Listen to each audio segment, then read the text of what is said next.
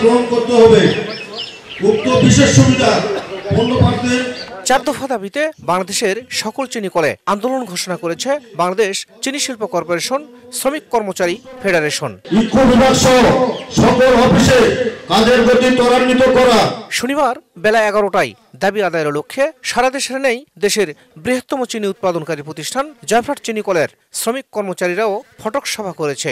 সবাই বছরের পর বছর ডিউটি করে আসা শ্রমিক কর্মচারীরা তাদের মানবেতর জীবনযাপনের কথা তুলে ধরেছেন। আমরা এখন এমন বেতন, এত অল্প ন্যূনতম বেতন যে আমাদের খাওয়া হয় না, বাচ্চা পড়া তো দূরের কথা। আমাদের বিভিন্ন দাবি দেওয়া, তার মধ্যে আমাদের 15% প্রণোদনা, আমাদের চাকরিটা যেন স্থায়ী হয়। সামান্য বেতনে আমরা চাকরি করি, আমরা অত্যন্ত দুর্বিষহ জীবন নিয়ে জয়ফ্রাট সুগার মিলের শ্রমিক কর্মচারী কানামুনারা আমরা বসবাস করি। কানামুনা থেকে মৌসুমি করার দাবি নিয়ে এবং আমাদের বেতন বৃদ্ধি করার দাবি নিয়ে আমরা এই আন্দোলন করতেছি। 27 নভেম্বর থেকে শুরু হওয়া আন্দোলন আগামী 3 ডিসেম্বর পর্যন্ত চলবে। এরপর যদি এসব দাবি দাওয়া মেনে না নেওয়া হয় তাহলে বৃহত্তর আন্দোলনের কথা জানায় শ্রমিক নেতারা। যতক্ষণ পর্যন্ত দাবিগুলো না মানা হয়েছে ততক্ষণ পর্যন্ত আমরা আন্দোলন চালিয়ে যাব।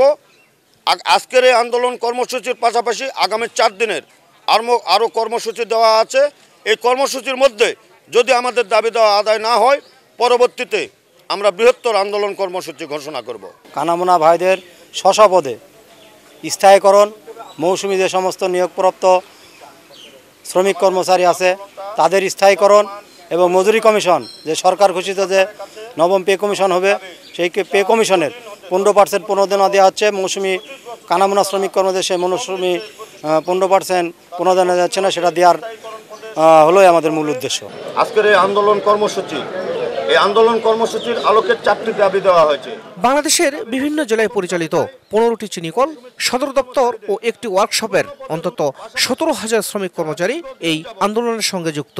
মৌসুমি শ্রমিক কর্মচারীদের শাহিদুল ইসলাম সবুজ, সময় সংবাদ, জয়পুরহাট। তাদের নিয়োগের ব্যবস্থা করতে হবে।